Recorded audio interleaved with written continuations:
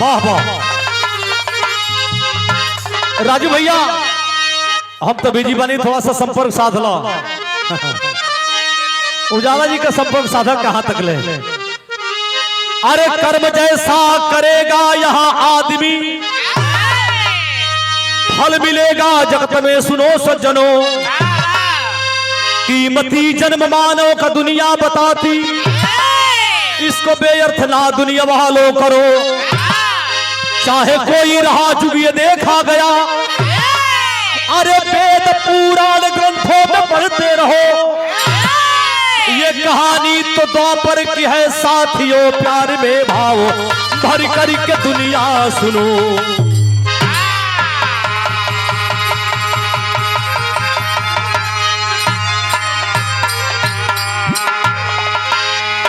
₹101 का पुरस्कार आजमगढ़ की धरती से श्री गौरव यादव जी आपने सम्मानित किए। मालिक कायम रखे जिंदगी के हर मोड़ पे। कव्वाली का लाइन लगल अनुज भैया, चला ठीक है, तू लगाओ ना, हम तनी। अरे जब जब आवेला, अब जब आवेला हज के महीना, जिया रे मोरा, अरे जिया रे मोरा, उड़ी उड़ी जाए मदीना।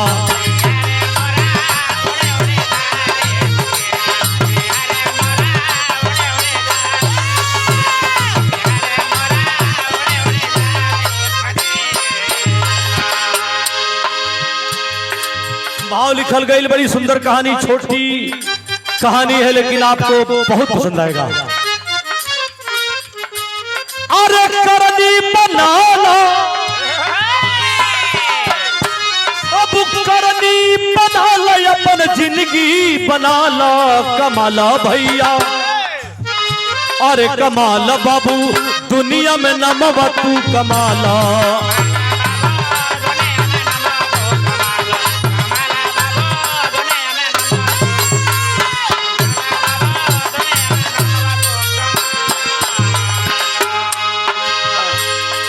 लीला भगवान की जग में सुनो निराली है, रूप अनेक होता बनते भी सवाली है।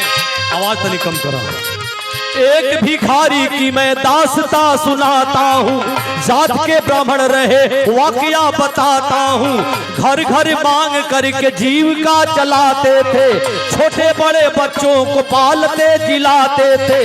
बेहद गरीबी थी, उपवास हो गया यारो, बीता है 7 दिवस अन्न नहीं मिला यारो। मांग कर चावल दाल पत्ती वो जुटाए हैं, गांव के बाहर जाकर खिचड़ी वो बनाए हैं। पकी खिचड़ी को ब्राह्मण पत्थर पे निकाले हैं, पकी खिचड़ी को ब्राह्मण पत्थर पे निकाले हैं। चाहते भोजन करूं भगवान प्रश्न डाले हैं।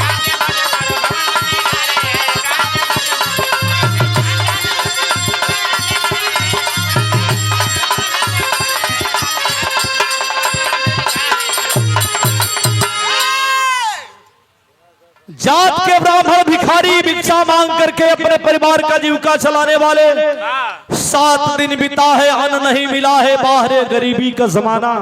वो कैसन दौर रहे, लोग गोदा खा के जियलन, जौ का लिट्टी लो खा करके जिए। आज तो हमने के बड़ा सुविधा बा हो, शानदार इंतजाम बा, लेकिन दिक्कत बा। ये देखिए हमारे श्री रामानंद ठेकेदार जी के तरफ से, उनके छोटे भाई हैं हरिंदर भाई ठेकेदार गजियापुर वाले, आपके तरफ से 101 रुपया आए। मालिक कायम रखें। 7 दिन बीता है अन्न नहीं मिला। किसी गांव में गए, जा करके मांगते हैं, कोई चावल दिया, कोई दाल दिया पत्ती लेकर के। और गांव के बाहर एक बागीचा था, जहां अहरा सुनका करके उसमें खिचड़ी बनाने लगे। खिचड़ी जब बन करके तैयार होती है, बाबूजी 7 दिन के भूखे थे, उस खिचड़ी को निकालते हैं। खिचड़ी को निकालते हैं भोजन करने के लिए। आज भोजन करने का पहला लुकमा उठाते हैं तो आवाज आती है, एक ध्वनि आती है। क्या आवाज आती है?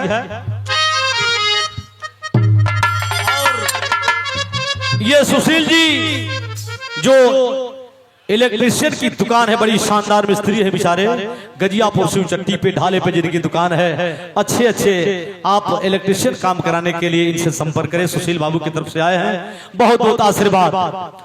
अपने जब पहला लुकमा उठा रहे हैं खाने के लिए, तब तक किसी ने आवाज दिया, अरे भोजन करने वाले, भोजन करने वाले, हमारी समस्या सुनो। सोचे वाली बात बजे के 7 दिन भइल बा भोजन कैले, ओ करी सामने पहला लुकमा जा रहल बा, आवाज आ गया के रुक जाओ। वो कौन आवाज कौन थे? एक लाइन गीत लगल,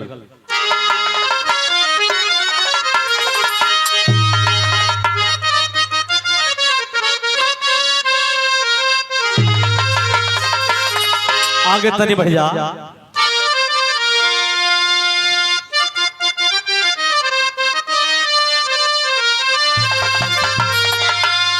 अरे गवला करवला ये पियवा, अब घरे बैठवाला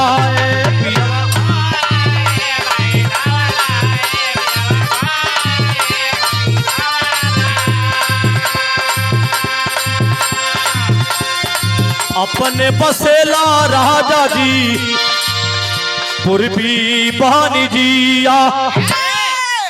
ग्राम सभा अम्मा भेलौर की सरजमी पे 3 बार रहे प्रधान महोदय आदरणीय आप श्री बड़े भैया लाला यादव जी। हाँ अनुज भैया, आपके तरफ से आए 100 रुपयों का पुरस्कार। अब भोजन बनवले ब्राह्मणी करे के भोजन हमारे रामा,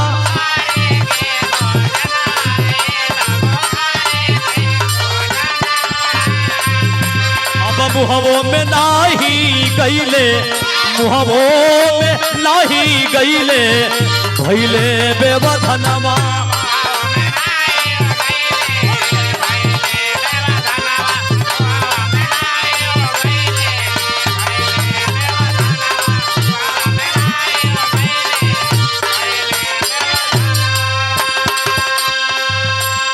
आवाज आ रही है कि भोजन करने वाले मुझे भी भोजन कराओ।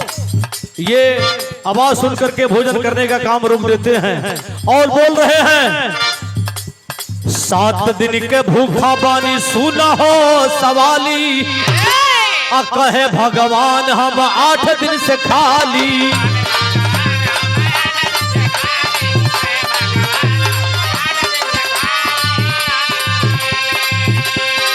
भगवान कह रहे हैं कि आपको 7 दिन हुआ है भोजन किए हुए, हमको 8 दिन हुआ है भोजन मिले हुए, मुझको पहले भोजन कराओ। ब्राह्मण सोच रहे करीब बाप रे बाप 7 दिन में मेरी हालात खराब है, ये बता रहे हैं कि 8 दिन हो गया, पहचान नहीं रहे हैं। उसी खिचड़ी में से अरे भगवान के दिहाले भोजनवा, पंडित जी ते ही छनवाए रामा।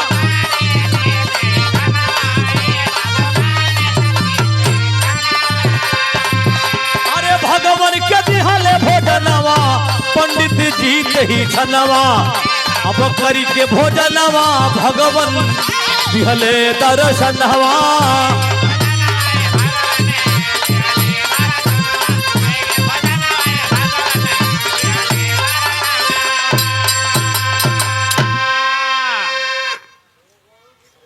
तो मैं आऊंगा, सम्मान करोगे ना? पहले बतौले कि भगवान देहू के परीक्षा लेलन आ लेहू के परीक्षा लेलन। भगवान कहला कि मैं आऊंगा, सम्मान करोगे ना? ब्राह्मण कहला कि भगवान मैं बहुत बहुत आपका आभारी हूं, दे दिया आशीर्वाद, जाओ तुम राजा बनोगे। दूसरे जन्म में राजा वो ब्राह्मण पैदा होते हैं, राजा बने, और जब राजा बने तो उनका नाम पड़ा दुर्योधन। दुर्योधन को कौन नहीं जानता है? हस्तिनापुर के धरती पे राजा दुर्योधन पैदा हुआ। कितना बढ़िया रहन कर रहला दुर्योधन जी, इहो पंच जनते बा। दुर्योधन बना राजा, और जब राजा बना तो सोचा कि मैं राजा बना हूं, जग करूं और जग में सभी राजाओं को बुला करके भोजन कराऊं। जैसे आप राजू यादव जी के बुलाने पर आकर के भोजन किए हैं, वहां पे दुर्योधन राजा जग किया तमाम राजाओं को सूचित करता है, निमंत्रण दिया कि मेरे दरबार में सबको आना है और मेरे यहां भोजन करना है। निमंत्रण दे दिया गया। जिस दिन भोजन करना था मित्रों साथियों, भगवान आदेश हो गया राजा दुर्योधन की तरफ से कि जब तक भगवान भोजन नहीं करेंगे तब तक किसी को भोजन नहीं मिलेगा। एक सयाले अपन कुर्ता जाकेट टाइट करके राजा पहुंचल हुन, दिन से ही भोजन बन करके तैयार हो गया, लेकिन भगवान के इंतजारी बाबू कब यही है। एगो बात बताइए आप लोग के, कोनो भी कार पड़े बोले भैया, कुछ लोग ऐसा होलन की भिखारी के, भिखमंगा के, घगलिया के हटावेलन आ कुकुरन के डंडा से मार मार चहेटेलन, न जाने के करीब भेष में आ जाए। भगवान ऐसा कभी न करे मित्रों। राजू यादव जी भोजन करा रहे हैं, सभी लोग पधारे हैं, इसमें भगवान की भी हाजिरी, देवी देवताओं की भी हाजिरी लगी है, हम देख नहीं पा रहे हैं।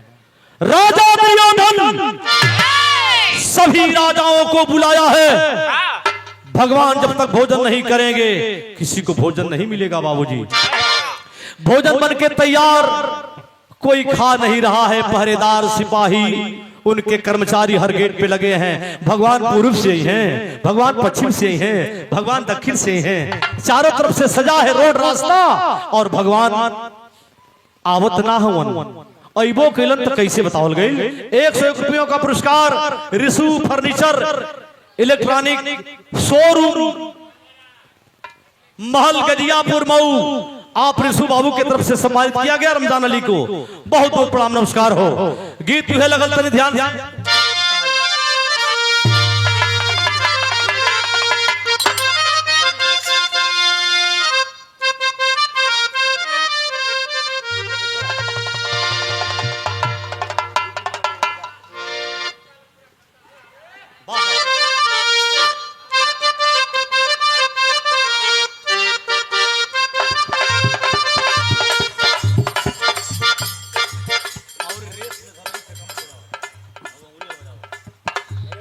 अरे डूबी मरब ये राजा जही बचो पूर्व की दशवा,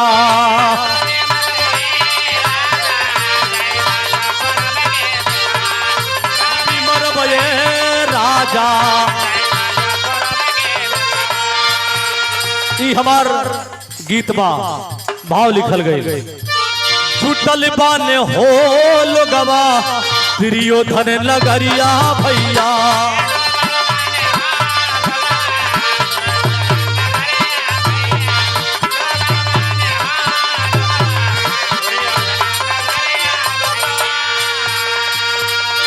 नंदू पासवान बहुत शानदार बैंड बाजा के मालिक हुवन, गजियापुर का रहे वाला मैनेजर अमीर चंद्र आपके तरफ से आए हैं, बहुत बहुत धन्यवाद।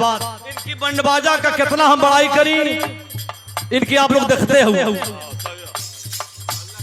और हमारे तिगरा के धरती से बाबू साहब की जानिब से ये पुरस्कार आए हैं, बहुत बहुत प्रणाम।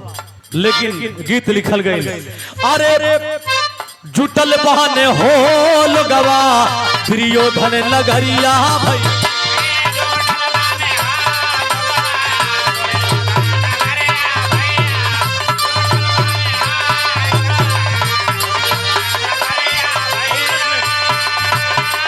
कृष्ण जी कतारे के राजा, कृष्ण जी कता के राजा दुर्योधन नगरिया भैया, जुटल बहाने हो लोगवा दुर्योधन नगरिया।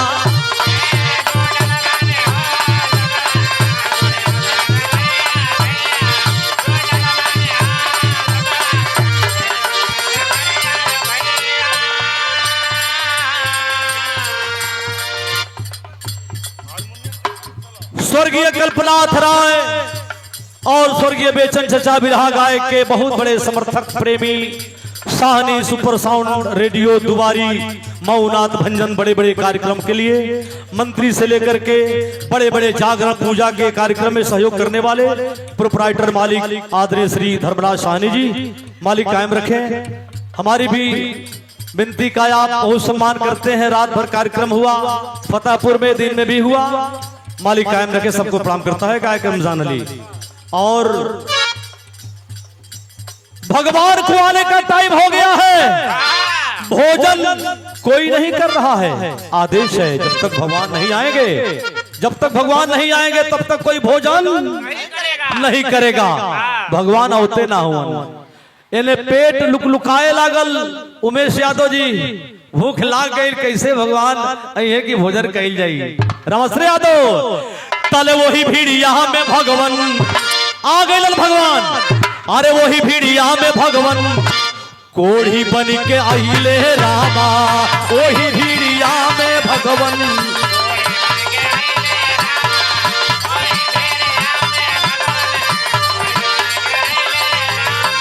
देखले पहरेदार भागो भागो सोर कैले रामा। भागो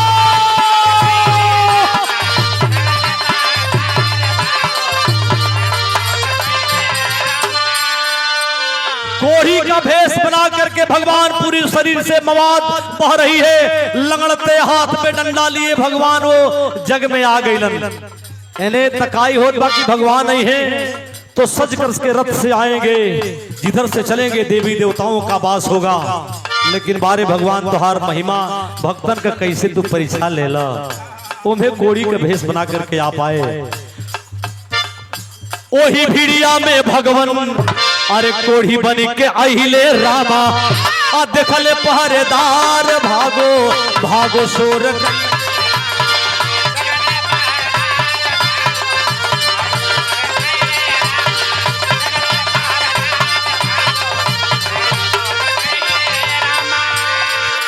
सुंदर सुंदर लोग लिबास पहन के आ गए। तले वही में भगवान बसात शरीर से बदबू माछी भन भन भन भन भन।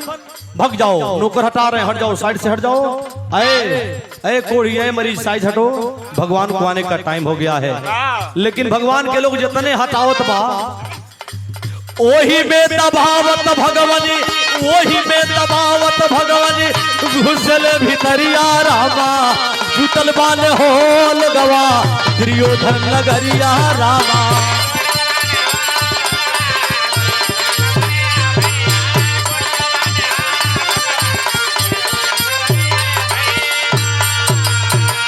और श्री तेज नारायण कौनपुर परसोपुर, हाँ हमारे कौलपुरा वाले तेज नारायण पहलवान मेरे साथी हैं। थोड़ा सा तनिक कहले में गड़बड़ा गया। हमारे पहलवान तेज नारायण भैया कौलपुरा वाले बड़े शानदार नौजवान पहलवान हैं। आपकी तरफ से रहा पार्टी से नमस्कार प्रणाम। और हमारे बिरहा के बड़े सहयोगी, हर कलाकारों से संबंध रखने वाले और बड़े जुझारू बिरहा के समर्थक श्री उमेश यादव मुल्लापुर की धरती से आपकी तरफ से 101 रुपयों का सम्मान आया। बहुत बहुत नमस्कार प्रणाम हो। भगवान को हटाया जा रहा है, भगवान वही में दबले अंदर घुसल जाता हुआ। तब तक जाकर के बताया गया सिंहासन पे राजा दुर्योधन बैठा है। अरे राजा पूछ रहे हैं भगवान की, राजा पूछ रहे हैं कि भगवान आए कि नहीं। पहरेदार बता रहे हैं कि भगवान तो नहीं आए, एगो कोढ़ी आई बा बड़ा परेशान कैले बा। चारों ओर से हटावत नहीं जा, हटते ना बा। पूर्व से दक्षिण, दक्षिण से पश्चिम, सबके परेशान के लिए भगवान कहला कि उसको हटा दो, साइड में कर दो, भगवान को आने का टाइम हो गया है। कितना हो निवेदन विनती हुआ, लेकिन उत्तम महिमा भगवान कबा कैसे हटी है हो। लेकिन अंत में जब रंज हो गए, नौकर परेशान हो गए, जाकर के बतौल की राजा वो हट नहीं रहा है, मान नहीं रहा है। अब देखे बतौले ना कि भगवान दे के परीक्षा लेलन, लेके परीक्षा लेलन। उठा सिंहासन से राजा दुर्योधन, और जब उठा तो हुआ क्या, वही लाइन में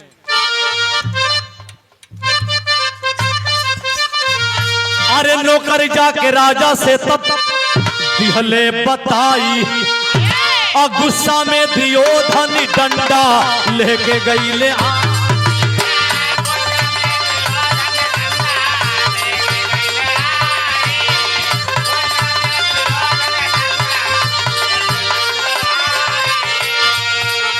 अरे गुस्सा में दुर्योधन मरले, गुस्सा में दुर्योधन मरले, खींचती न छड़िया भैया, छुटल बाने हो लोगवा दुर्योधन नगरिया।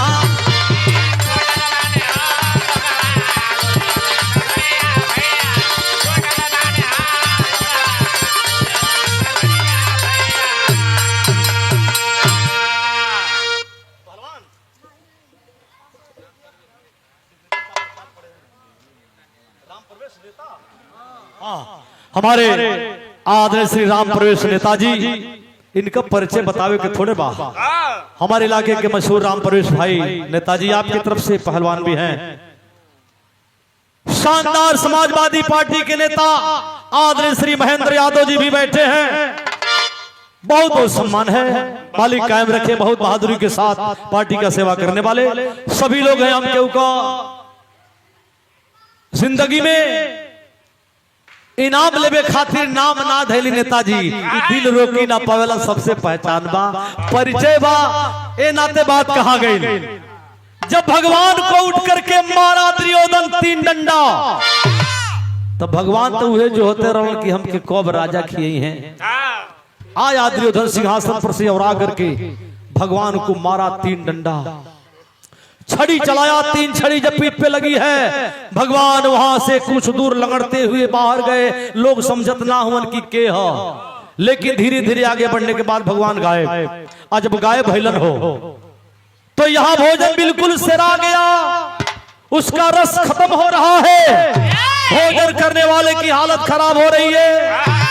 केहू धीरे धीरे रास्ता धरत बा, केहू सोचत बा कि झूठे ही रजवा बोलोले बा खियाई वही नहीं, लेकिन उसमें किसी ने आकर के बता दिया। क्या बताया? तेरी मिलाई।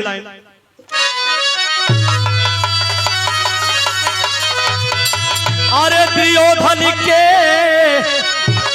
अब मेवा त्यागे ना, तब विदुर के सागी अलोना कैले प्रभु कलेवा, यारे कलेवा, यारे कलेवा।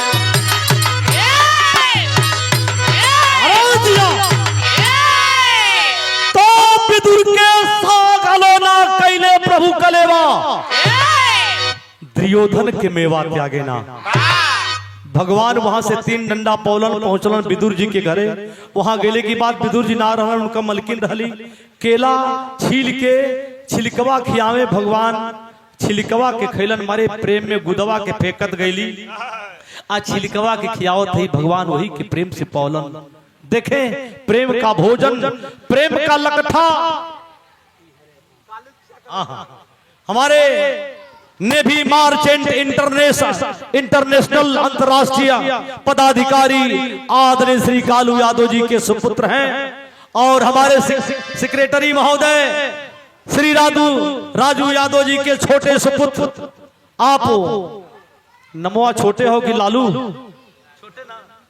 छोटे जी, आपकी तरफ से बहुत बहुत आशीर्वाद। बिल्कुल हमारे राजू भैया का एक दीवाल का फर्क है, बहुत सम्मान प्यार मिलता है। मैंने राजू यादव से कहा कि भैया आपके महफिल में जिस तरीके के आप सम्मान करेंगे उस तरीके के कलाकार मैं उतारूंगा। बाबूजी जब वहां पे भगवान विदुर जी के यहाँ जाकर के भोजन कर रहे हैं, किसी ने आकर के बताया कि अरे राजा, आप यहाँ ऐलान किए हैं कि जब तक भगवान नहीं आएंगे कोई भोजन नहीं करेगा। तब भगवान आई हैं वही हैं। राजा कहला का है? तब विदुर जी की खा के उतर चौकी पर सुतल बड़ा। कल आखिर का है भगवान क्यों नहीं आएंगे? अरे पहले सांसद हमारे के खुदे भैया भैया हम बिल्कुल बन कराओ थे, इसके लिए इंतजाम आप करेंगे बे भाई। देखिए हमारे बाहरी मेहमान कलाकार उजाला जी आई हैं, मेरे धरती पर इनकी विशेषता मुझे विशेष नहीं बतानी है। बिरहा का शानदार आपके बीच में प्रसंग रखा जाएगा। इस लाइट को थोड़ा या तो लाइट से कह दीजिए कि मच्छर न आवे, और नहीं तो बुता दीजिए। और जब बुताएंगे तो उजाला जी का हाँ कुछ बांधा जाएगा, जरूर कुछ बांधिए। इसमें ऑपरेटर साहब जुगाड़ लगाइए, इसमें नीम की पत्ती उती बांधिए, नहीं तो दिक्कत पैदा हो रही है। आल्हा में लाइन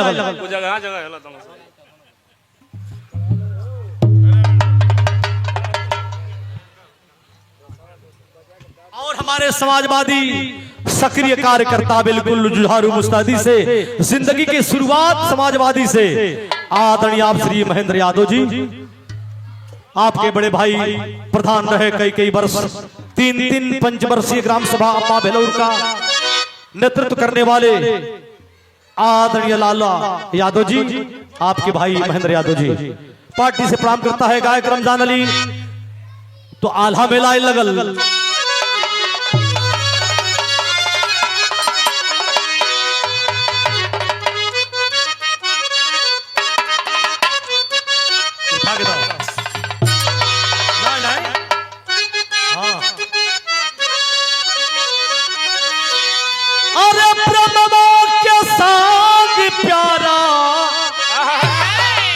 लागे दुनिया में प्रेमवा के सूखा रोटी मेवा हो जाना।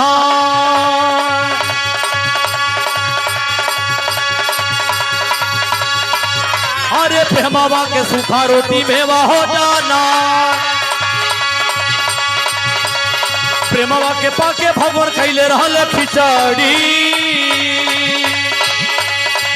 अरे प्रेम नाही पौले दिहले मेवा ठुकुरा। दियो धर के मेवा त्यागी दिहले कन्हैया। अरे विदुर जी का साग लिहले प्रेमवा से खा। वाह वाह। प्रेम का लकठा भी रसगुल्ला के बराबर होला। जौने छेना में अगर प्रेम ना बा अनुरूप मास्टर, वो छेना का और रसगुल्ला का कोनो मतलब ना होला। भगवान प्रेम पौले रहलन त खिचड़ी में से खैले रहलन। यहाँ राजा बना दुर्योधन। प्रेम जब नहीं मिला तो भगवान उस महाभोजन को छोड़ करके विदुर जी की साग खाए। तो गईले दुर्योधन राजा विदुर की दुवरिया।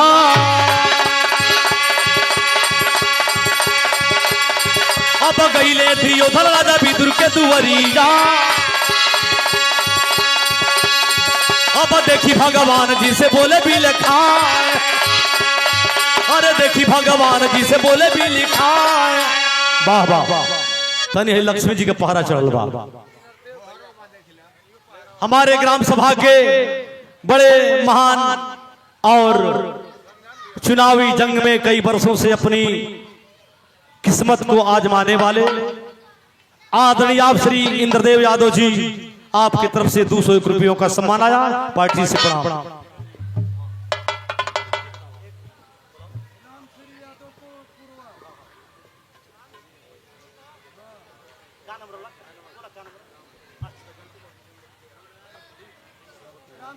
हमारे राम प्रवेश भाई, आप गजियापुर वाले जो सेक्रेटरी साहब के बड़े सहयोग साथ रहने वाले हैं। और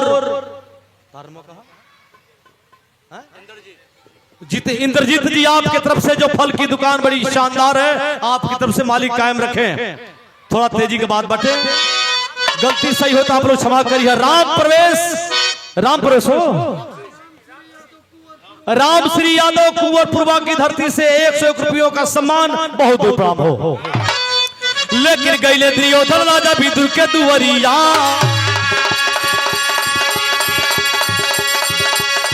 अब बोले भगवान, अब देखी भगवान जी के बोले भी लिखा। रौड़ी बिना भोजन हमरो माटी होई गईले। अरे कहे यहाँ बैठल बानी हमें भी लिखा। जल्दी भगवान चली है बाबी नितिया। अरे जल्दी भगवान चली है बाबी नितिया। सुनी भगवान तब दिहले बता। गैल रही द्वारे पहरी करे हम भोजनवा। अरे तीनों डंडवा के अब दगिया देखा। नइखे विश्वास देख पिठिया पे हमारी। अरे तीनों डंडवा के अब दगिया देखा। राजा दुर्योधन जब पहुंचता है विदुर जी के यहाँ। अरे प्रभु, सबसे पहले मैंने आपको निमंत्रण दिया। मैंने ऐलान करा दिया कि जब तक भगवान नहीं आएंगे कोई भोजन नहीं करेगा। और आप यहाँ आकर के बैठे हैं। भगवान कहला कि अरे हम तो सबसे पहले गए। तुमने जैसे बुलाया था मैंने सबसे पहले तेरे भोजन में तेरे दरवाजे पर हमने पहुंचा। और तू सबसे बढ़िया हमको भोजन कराया। भगवान कहला कि रउआ कब गईली, कब हम भोजन करोली, हमके जानकारी ना बा। भगवान कहला कि सबसे बढ़िया तू भोजन करौला। आपके बीच में हमारी पूर्वांचल की बहुत तेज तर्रार गायिका, मैं तारीफ क्या बताऊं, आप नेट पे देख रहे हैं, श्रीमती उजाला यादव जी मंचासीन हो गई हैं। ये गजियापुर शिवचट्टी आजम मऊ की धरती पर उजाला जी आपका तहे दिल से स्वागत इस्तकबाल है। मालिक कायम रखे। आपने बड़े समय से आई हैं। ठीक आपके बताने वालों ने बताया कि रमजान भाई 9 बजते बजते हम लोग हाजिर हो जाएंगे। आपका आना शुभ मंगल है। लोग आप ही के लिए परेशान हो रमजान भाई तो घर ही के बड़ा इनका कौन टेंशन बा। आपके लोग इंतजारी अपनी समय देकर के खड़े हैं। बहुत बहुत स्वागत। भगवान कहला कि आपके दरवाजे पर मैंने गया, सबसे अच्छा भोजन तूने कराया मुझको। राजा दुर्योधन कहा कि रउआ कब गईली, हम भोजन कब करोली हमके जानकारी ना भइल। भगवान अपन पिठिया उघार के दिखा दिहलन, कहला कि देख लो यही भोजन तूने कराया। हाय हाय हाय जे राजा बनौले बा, अब देखी सबे वो का करे जा रहल बा। जब दिखाया पीठ पे, वो राजा दुर्योधन देखा पीठ पे दागी भगवान की, जो मैं 3 डंडा मारा हूं, अवाक हो गया। कहा कि प्रभु, चरण को पकड़ लिया और कहा कि मुझे क्षमा कीजिए। भगवान कहला कि क्षमा कीजिए, जहिया तू भिक्षाटन के खिचड़ी से खियौला तो के राजा बनावे काम ऐलान कैली, अब तू अपन वाली कैला, अब आगे फिर हो के रही। भगवान यो मस्त कह करके वहां से अंतर्जामी हुए और अंतर्जामी हुए दुनिया के लोगों। मालिक जब धन दौलत दे तो घमंड मत करना। हमारे सुमेरनाथ यादव जी, आदरणीय श्री सुरेंद्रनाथ यादव जी बड़े विचारी व्यक्ति लोग हैं और विचार की देन है कि आज प्रगति पे जिंदगी आगे अग्रसर हो रही है। मालिक कायम रखे। सबको प्रणाम करते हुए आखिरी लाइन।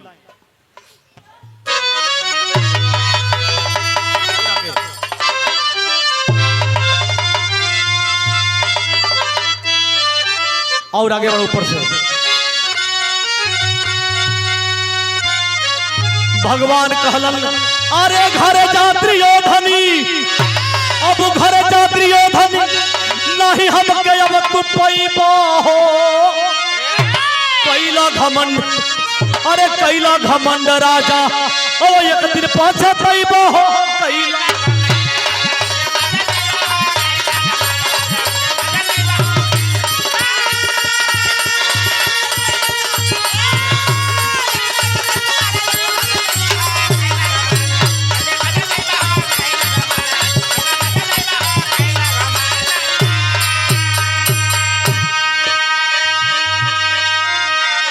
जाओ राजा, तूने मेरा अपमान किया। जिंदगी लौटने के बाद, समय बदलने के बाद तूने मेरा अपमान किया।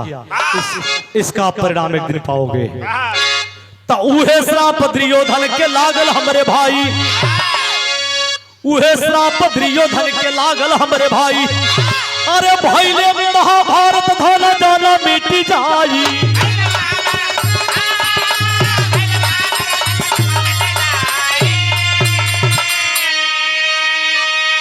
वही दिन हुआ महाभारत में, भगवान पांडवों की ओर से होकर के राजा दुर्योधन के 100 पुत्र और जितने परिवार के लोग थे सबका विनाश हुआ। दुनिया में कभी घमंड मत करना दुनिया के लोगों। ई धन जन सब भगवान का दिहल।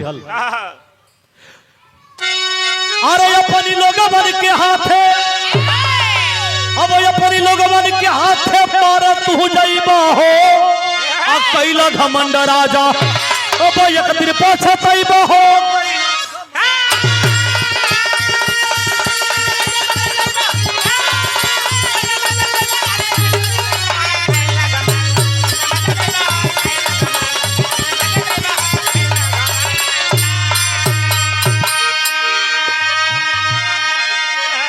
जय जखार जद्दू लौटन की लहरी फुलवारी, श्री नारायण से बच्चन संगमितवा और बिहारी।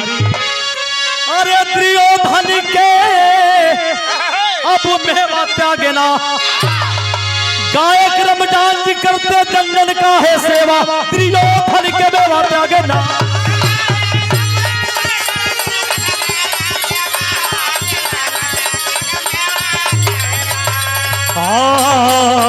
हर के लीला हुए आगम अपा। धन्यवाद।